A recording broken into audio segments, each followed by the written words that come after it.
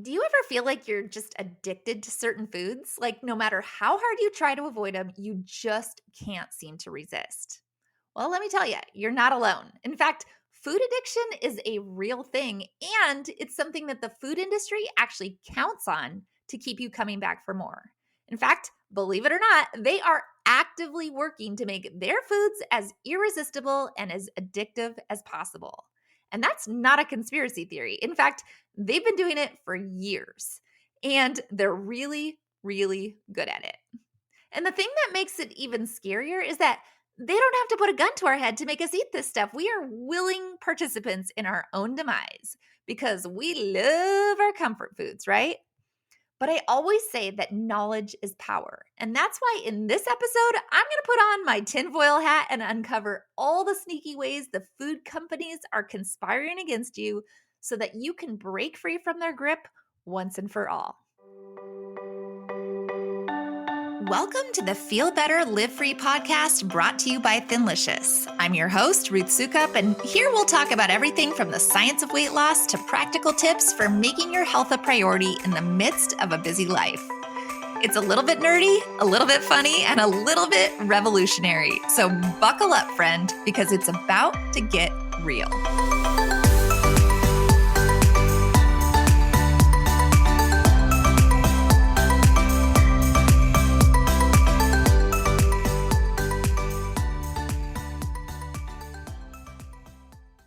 Hey there, and welcome back to the Feel Better, Live Free podcast, formerly known as the Ditch the Carbs podcast. Once again, my name is Ruth Soukup, and I am the founder of Thinlicious and the Thin Adapted System, as well as the New York Times bestselling author of 7 books. And I guess I'm also what you might call a recovering processed food addict. And if you're new here, you might not know my whole story, but I used to be pretty unhealthy. You see, I struggled with my weight for years, so many diets, one after another for years and years and years until finally one day I couldn't take it anymore. And I finally realized that I needed to do something radically different. So instead of starting yet another fad diet, I started doing actual research. I started reading real studies and learned about the root causes of weight gain and how our hormones and our metabolism actually work. And then I realized through all this that almost everything that we have been told our entire lives about health and weight loss is flat out wrong. Not just a little bit wrong, but dangerously, almost sinisterly wrong, right? So what did I do? Well, I changed my lifestyle and I changed the way that I was eating. I lost 40 pounds in 6 months, and now I've kept it off for years without drugs, without dieting, without any deprivation. And here's the thing, after struggling for so long, these days, I am now obsessed with one thing, helping women over 40 create the same kind of freedom in their lives that I've discovered by transforming your health. I like to think of it as starting a health revolution. And honestly, that's what this podcast is all about. It's about the freedom to feel your best, the freedom to not be controlled by food addictions ever again, and the freedom to confidently pursue all of your big goals and all of your dreams because your health and your weight are no longer holding you back. That's what I want for you. And if that gets you excited, then I'll tell you right now, you're probably going to like it here. We are health rebels, and we are not afraid to question the status quo or do it a little differently and forge our own path. And let me tell you guys, today we are going full on health rebel because we are going to talk about all the ways the food industry is conspiring against you.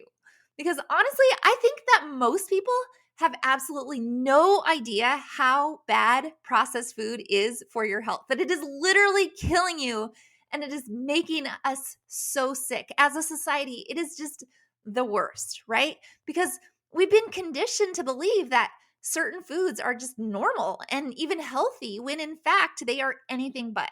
We have been brainwashed by a multi-billion-dollar food industry that totally benefits from our ignorance and our addiction to their products. And that's what I want to talk about today, how the food industry has been actively working to make us addicted to their products and the toll that it is having on our health and on our well-being. And more importantly, what we can do to actually break free from that addiction and take control of our own health. And Just a quick note before we dive in. If you are new around here and you want to understand more about the science behind our program and how it all works, you should know that I've actually put together a really helpful, super thorough, on-demand video training that will walk you through our process and our framework and kind of explain all the things. It's called Healthy, Happy, and Free in 2024, and it's really good. I'm not just saying that, it's really good. And I know some of you got to watch it live a couple of weeks ago with me, and you were like, oh, is there a replay? And there wasn't at the time, but now you can watch it on demand. So if you want to watch it again, you can go watch it as well. It's totally free to watch it. Just go to thinlicious.com/video to get access. Again, that link is thinlicious.com/video. Okay. So with that said, let's talk about addiction, specifically food addiction, and how it is affecting our health in a really big way. So first things first, let's just start by defining what we actually mean when we say food addiction, right? Because that can mean different things to different people. But basically, food addiction is a term that's used to describe a condition where a person becomes dependent on certain types of foods and feels compelled to eat them, often in large quantities, despite the fact that they know that those foods are harmful and contributing to their overall poor health. Right. And it's kind of the same way that you could be addicted to drugs or to alcohol or to other things that aren't good for you. And this addiction is often the result of changes that occur in the brain when a person consumes certain types of highly processed foods. In fact, studies have shown that certain foods can actually trigger the same reward centers in our brain as drugs and alcohol, and that those changes in the brain lead to cravings and a compulsion to eat those foods even when we know that we shouldn't. And that's because when we eat these foods, our brain releases those feel-good chemicals, things like dopamine, which is often referred to as the pleasure hormone, right? You've probably heard that before. Maybe you've heard that in regards to other types of addictions, but food works the same way. So in a lot of ways, food addiction is not all that different from other types of addiction. We're literally getting a high from eating certain types of foods, and our brain and our body get hooked on that high. And so it becomes this vicious cycle. We eat these foods, our brain releases dopamine and it rewards us for it. And then we want to eat more and more and more. And even when we know we shouldn't, and even when we know it's making us sick, we just can't stop.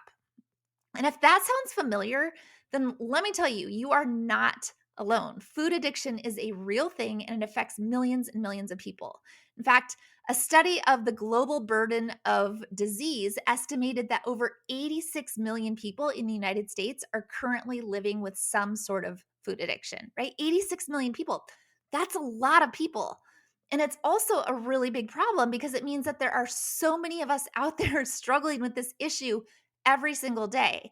And it's not just the struggle of trying to lose weight or even the physical toll that these highly processed, toxin-filled foods are having on our body. It's the shame and the guilt and the self-loathing that so often comes with addiction, no matter what the addiction might be. Because the truth is that it's so easy to look at somebody who is 100 pounds overweight and say, well, they just need to stop eating so much and start exercising, right? Eat less and exercise more. Can't you do it?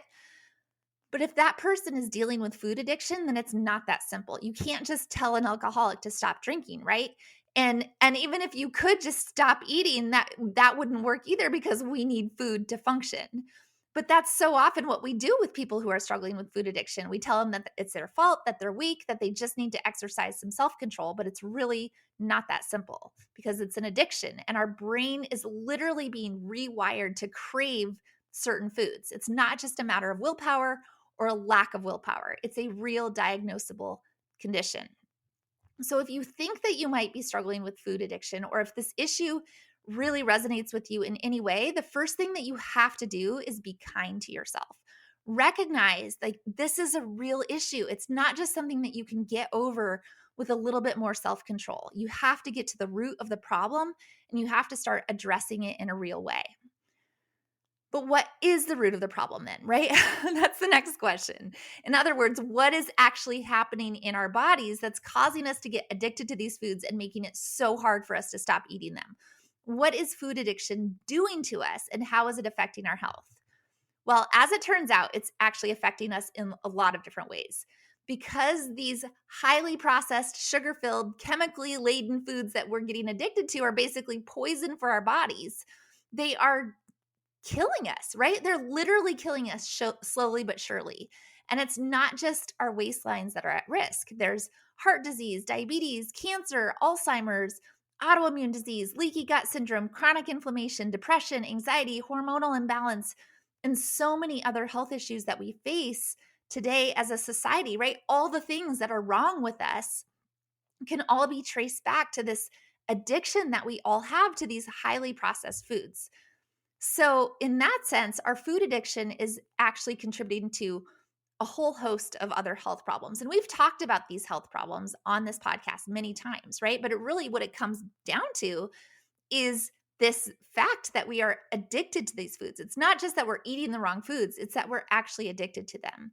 And it's not just the food itself, but all the chemicals and additives that go into these processed foods, because so many of the ingredients that are used, things like high fructose corn syrup and white sugar and vegetable oil and artificial flavors and colors, are not only highly addictive, but also highly toxic to our bodies. And so we're essentially filling our bodies with poison and then wondering why we don't feel good or why we're getting sick. See the problem? And then, of course, there's all the sugar because, as we've also talked about before many times on this podcast, sugar is in everything and it is highly addictive. In fact, some studies have shown that sugar is even more addictive than cocaine. And that's because, just like other addictive substances, sugar is triggering that release of dopamine in your brain, which causes that pleasurable sensation that we become addicted to. And this is a really big deal too, because sugar is in so many of the foods that we eat, even the ones that we don't even necessarily think of as being sweet. It's in our bread and in our pasta and in our salad dressing, our ketchup and our yogurt and granola bars and soda and healthy fruit juice, right? The things that we think are healthy. And so we're eating it all the time without even realizing it. It's inescapable. And I hear that so much, right? I hear so many people I talk to, and then they're like, I don't think I could ever eat that way because I can't give up bread. I can't give up pasta. I have to eat those things. Like, I couldn't live without it, right? Like, when you hear yourself saying things like, I can't live without pasta, that is actually addiction talking. But that's what's so scary about food addiction. It's not that we're just getting addicted to a handful of foods that we can just avoid those particular foods, right? It's that we're getting addicted to so many of the foods that make up the standard American diet, the foods that are literally everywhere, the foods that are considered normal and even healthy sometimes, the foods that we grew up eating, and now the foods that we're feeding to our own kids. We're literally passing down our addiction to the next generation. And that addiction, man, let me tell you, it is having a devastating effect on our collective health as well as on the health of our children. Childhood obesity is at an all-time high. Type 2 diabetes, which used to be called adult onset diabetes because it was so rare in kids, is now being diagnosed in kids as young as 8 years old. That is a problem, you guys. It is a huge problem, and we have to start taking it seriously. But the problem is, it's an addiction, and recognizing that it's a real addiction is really the first step in being able to do something about it. Because if you were addicted to alcohol or drugs, the first thing that you would have to do is get clean, right? You'd have to stop putting those substances in your body. And that's also true of food addiction. You have to quit eating the foods that you're addicted to be able to break that addiction. It's not easy, but it is possible. But before we talk about how to do that, let's talk a little bit about how the food industry is actually making us addicted to their products in the first place, because this is where I get kind of angry, because it is not just some random accident. They have been doing this for years and they are really, really good at it. Basically, the food industry has a secret weapon that they use to get us hooked on their products. And that secret weapon is something called the bliss point. But what is the bliss point? Well, it's the perfect combination of sugar, fat, salt, and other flavors that make a food taste so good that we literally can't resist it. It's the reason why that bag of potato chips is so hard to put down, or why you can eat an entire pint of Ben & Jerry's ice cream in a single sitting, or why you can't say no to that slice of chocolate cake even though you're so full that you feel like you might explode. It's the reason why certain foods are so incredibly addictive. And this is not a secret to the food industry, right? The food industry knows this. In fact, they have been studying this bliss point for years, and they spend billions of dollars every year to figure out how to make their products as addictive as possible. They hire food scientists and flavorists to create just the right combination of flavors and textures that will keep us coming back for more. There's a reason why Lay's potato chip has the slogan, right? You've heard that before. Bet you can't eat just one. Why do you think they're willing to make that bet? They know. They've already made the bet. They've already done the studies. They've already done the research. They know that you can't just eat just one because they have been working on it for years and years and years. They also use something that's called mouthfeel technology to figure out how to make a food feel just right in your mouth, right? So that you get that perfect sensation of crunch or creaminess or whatever it might be that will make you want to keep eating. It's crazy, you guys, and it's so sneaky. But it doesn't even stop there because the food industry also knows that in order to keep us addicted to their products, they have to make them as convenient and as accessible as possible. And that is why you will find highly processed addictive foods literally everywhere you go, from the grocery store to the gas station to the corner coffee shop to the vending machine in your office building. They're everywhere.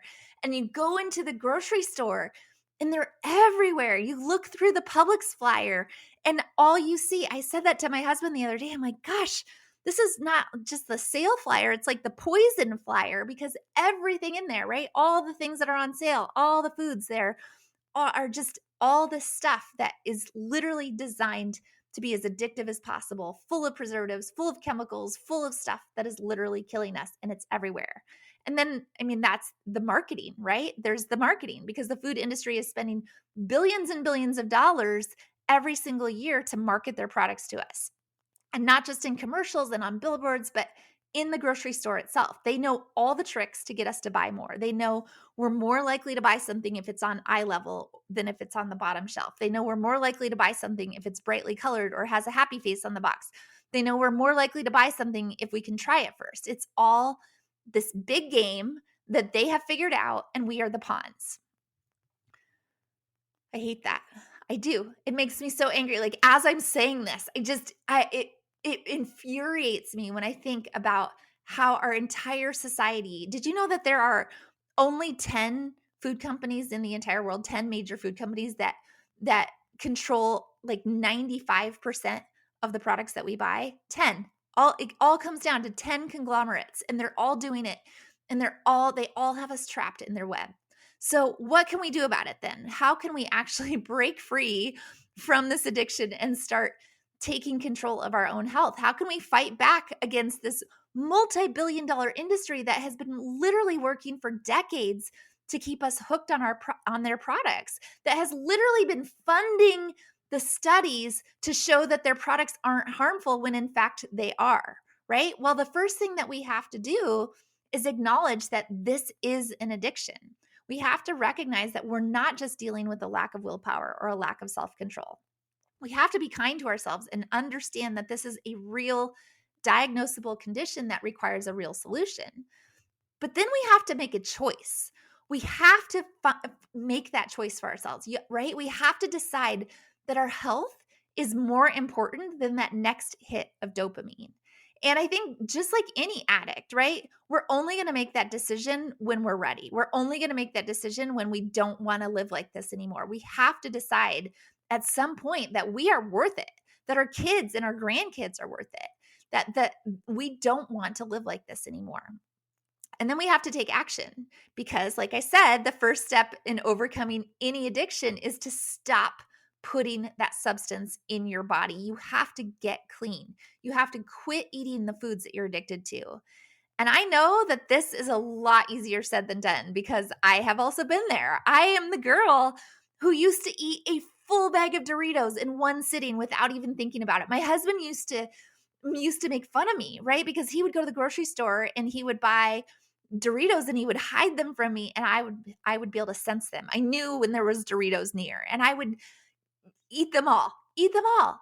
And I was the girl that would go out of my way to drive to the store just so I could go get some ice cream, right? I need ice cream right now. I'm going to go right now. I would hide containers at the bottom of the trash can so my husband wouldn't see how much that I'd eaten.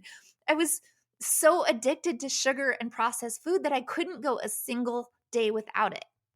And I've also been the girl who had to go through the withdrawals, who had to suffer through the headaches and the irritability and the intense cravings that come from detoxing your body from all that garbage. It's not that fun, right? To detox from all that stuff. I had to learn how to cope with my emotions rather than feed them with food, because that's another thing, right? The minute that you start think not wanting to deal with the emotions, what do? We go to food. We want that hit of dopamine. And it wasn't easy. In fact, it was probably one of the hardest things that I think I've ever done. But man, let me tell you, it was so worth it, because I was able to break free from that addiction. I was able to get clean and stay clean. And now, all these years later, I can honestly say I am no longer addicted to food. I can take it or leave it. I can go for days and days and days without eating anything processed. I don't have those cravings. I don't really enjoy eating those things anymore. And it's not to say that I don't ever eat crap, right? It still happens. There are still days and moments where sometimes it feels like that's the only choice that's right in front of me, but it's not something I crave. It's not something I need. And that, to me, friends, is freedom, right? When I talk about freedom, that's the freedom that I'm talking about, the freedom to not have to be controlled by food, to not have to be addicted to food. And that's what I want for you too. I want that freedom from addiction. I want you to be able to make the right choices for your health, not just once in a while, but all the time. I want you to be able to enjoy your life without constantly having to think about food or what you're going to eat. I want you to be able to break free from that hold that the food industry has over you and your health, because man, I don't like that food industry. I like them as little as I like the pharmaceutical industry, right? Big food, big pharma, they've all got it in for you. They want you fat and sick. And I'm like, no, I'm done. Sorry. I'm not giving you that control over my life and my health. So let's talk about how to do that. And like very practically, how to start taking those steps towards overcoming your food addiction and breaking free from that hold that the food industry has over you. So, step one, educate yourself. The first thing you have to do is start educating yourself, right? You have to actually understand. I say that all the time. Knowledge is power. Knowledge is power. Knowledge is power. It's why we're so committed to teaching the science behind all of this stuff, and to teaching you what's actually happening with your body. If you're in our program, you know this. We talk about the science all the time, because you need to understand just how bad these highly processed, sugar-filled, chemically laden foods are for your health. You have to understand how they're affecting your body and your brain and why they're so incredibly addictive. You have to understand what's at stake, not just your waistline, but your overall health and well-being. You have to understand that this is a real diagnosable condition that requires a real solution. And honestly, if you're listening to this podcast, then you're already doing a good job of that, right? So keep it up, keep listening, keep learning. And if you need more information, then I would highly encourage you to go watch that video I told you about, right? And to join our program, to learn all about the science behind it, right? To understand the science of what's making us fat and sick, and knowing what's the best way to actually get healthy and lose weight in a way that is sustainable long term. So again, if you need the link to that video, it's thinlicious.com/video. Really easy to remember. All right. So educate yourself, arm yourself with knowledge, because knowledge really is power. So that's step one. Step two is to get accountable. And this is really important too, right? Accountability has been shown to help in all areas of your life anytime you have a goal, but you need to find someone or something to help you stay on track, someone who's going to support you and encourage you, but also maybe call you out when you're headed for trouble. And this could be a lot of different things. It could be a friend or a family member who's willing to do it with you. It could be a coach or a trainer or a doctor. It could be an online support group. In fact, we have a awesome Facebook group, right? Just for this podcast, you're welcome to join it. Just search for Thinlicious or Health Rebel Community on Facebook, and you can request to join. It should pop right up. And then you can get access to a whole bunch of other like-minded people who are also working to improve their health and lose weight and stay away from all this stuff. Or it could even be a system like our Thin Adapted system, because the great thing about having a system that works is that it's giving you a roadmap to follow, a roadmap that makes it easier to stay accountable. And it's something that you know has worked for other people. And if you do the work, it's going to work for you as well. And regardless of what or who you choose to keep yourself accountable, just make sure that they are someone who's positive and supportive, right? You don't need any more negativity in your life, especially when you're trying to overcome addiction. You don't want anybody that's going to nag you, because that doesn't work for sure. So that's step 2, get accountability. Step 3 is to actually make a plan. Because once you've educated yourself and you have some sort of accountability or people to hold you accountable, you actually have to have a plan, right? A solid, actionable plan that's going to help you break free from that food addiction and help you to take control of your health. And I think your plan should include things like setting goals, right? Both short-term and long-term goals. But it should also include things like making small changes to start with so that you're not feeling too overwhelmed. And it also needs to include finding healthier alternatives to your trigger foods and learning how to deal with your cravings in a healthy way. And most importantly, it needs to set you up for success by creating a supportive environment, both physically and mentally. And remember, this plan does not have to be perfect, and it doesn't have to be set in stone. It can evolve as you do and as you learn what works best for you. The key is to have a plan in place so that when you're faced with temptation or challenges, you know exactly what to do.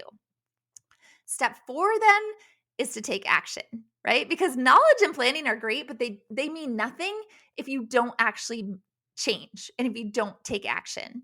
And so this step is all about actually implementing your plan and making those changes in your life. And it's not always going to be easy. There are going to be days where you slip up and you give in to your cravings or into your old habits. But progress, not perfection, right? Progress, not perfection. Take it one day at a time and keep moving forward, because every small step counts. And over time, they will add up to big changes. I say that all the time, right? Big goals never happen all at once. They are only the result of small steps taken consistently over time. And again, you don't have to do this alone. Get a support system in place. Reach out for help when you need it, and be kind and patient with yourself throughout this process. And then step 5 is really important, but I think we forget it a lot, right? Is to celebrate your progress. You can't forget to celebrate. No matter how small or how big, every step towards overcoming your food addiction is worth acknowledging and celebrating. So always take the time to reflect on how far you've come and the positive changes that you've made.